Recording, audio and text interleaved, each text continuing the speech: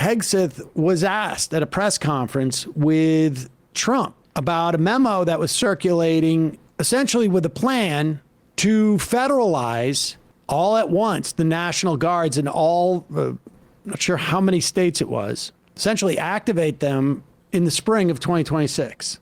This is all, listen, I mean, you know, I said this the other day, like 4 or 5 months ago, 6 months ago, if you had asked me, do I think there's going to be an election in 2026? Of course. Do I think there's going to be an election in 2028? I mean, probably. And I think increasingly it's becoming apparent that if the Republicans don't feel that they have been able to get enough safe districts through redistricting, the idea of, or even if they do, the idea of Trump putting troops in to places like New York or Philadelphia or New Orleans or Chicago or LA or wherever it is that they think there might be a, you know, he's not obviously coming up with these ideas. Somebody's crunching the numbers. Stephen Miller, probably, but yeah. I imagine there's also some stooges at the Heritage Foundation who are crunching numbers and saying this is areas where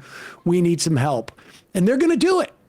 They're going to do it. There is absolutely, it is let me put it this way. It is irrational at this point to not prepare for them to do it.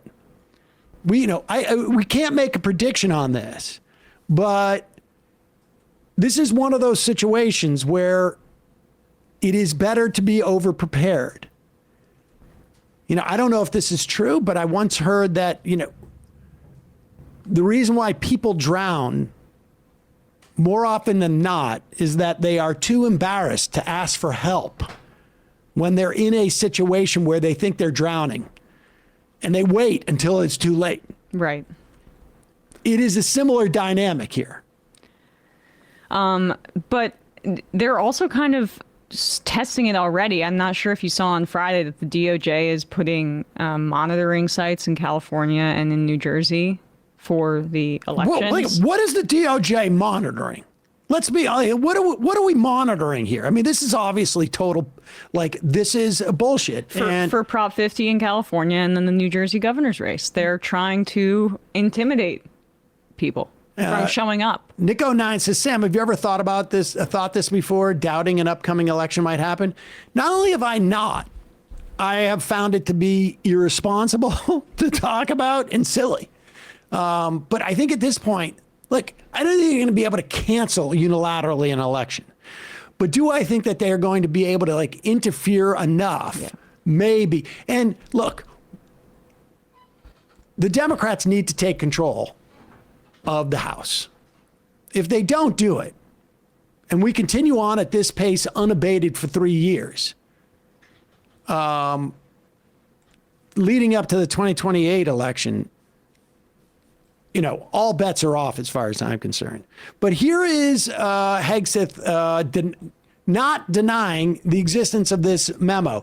And again, like, you know, I'm not surprised that there might be memos or plans to invade Canada or, you know, some scenario like this is how we would invade Europe or this, like, because there are whole sections of the Pentagon that are essentially tasked with come up with the wildest situations so that we have some plan. But there is not a traditionally plan set out as to how we're going to deploy in these states the National Guard in the spring of 2026. Secretary Hegseth, sir, a memo circulating on social media details the establishment of a National Guard response force that's going to be trained in crowd control and civil unrest and deployed in all 50 states by April of 2026. Can you verify the authenticity of that memo, and do you have any more information on the operations? I'm not going to answer particulars on something that may be in the planning process, but we definitely do have multiple layers of National Guard response forces, whether it's in each state, whether it's regionally, whether it's Title 10 active duty, whether it's Washington, D.C. We've got a lot of different ways that constitutionally and legally we can employ Title 10 and Title 32 forces, and we will do so when necessary. There you go. Spring of 2026.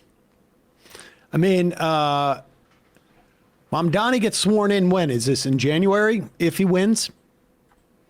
I don't think it's going to take long until they send more ICE to New York City. Now, they already had just the other day on Canal Street, and we saw the reaction there. It was impressive. Very important to take video of this stuff and to be prepared, get it out there on social media. If you don't have a social media channel, send it to us at majorityreporters@gmail.com. We will play it. We will post it.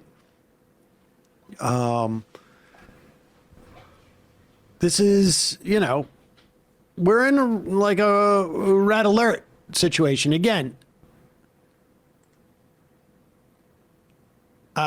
I don't think any of this is definitely happening. But, when I talk to sort of like normies, there is a sense, broadly speaking, that people are like, well, if we can just get through these 3 years, like it's almost like a guaranteed it will end at some point.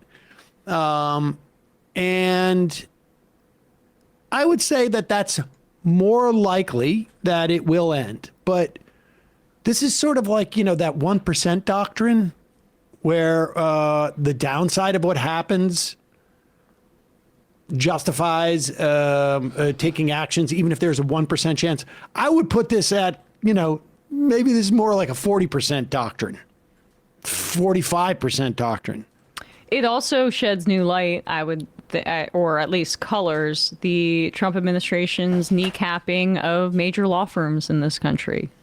Because it would be very important to have some sort of legal framework or argumentation or task force, to use Hegseth's term, in place to be able to combat election stealing as it happens. But the Trump administration has, at the beginning of the administration, made an effort to make the big law firms come to heel.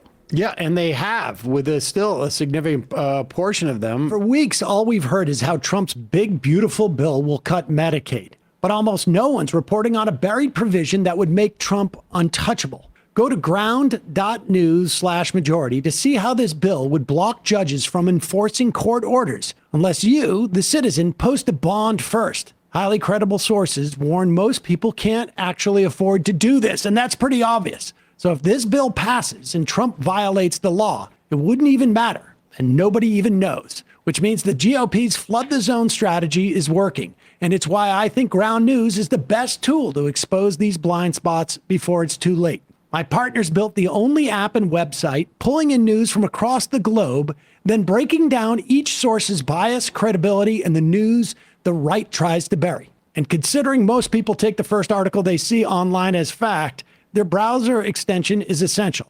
What it does is it flags the source's bias and links other credible reports to verify the information. Ground News is a better version of how we're already staying informed. So I got you 40% off the same unlimited access Vantage plan that I've been using. That's just $5 a month when you go to ground.news/majority, scan my QR code, or redeem the code majority if you're using the app. With at least another 4 years of this, they're counting on you to be distracted. This app is how you stay focused. Hey folks, don't forget to hit the subscribe button and check out our daily show. We do it every day at 12 p.m. Eastern for about 2.5 hours. We even take phone calls. You should check that out.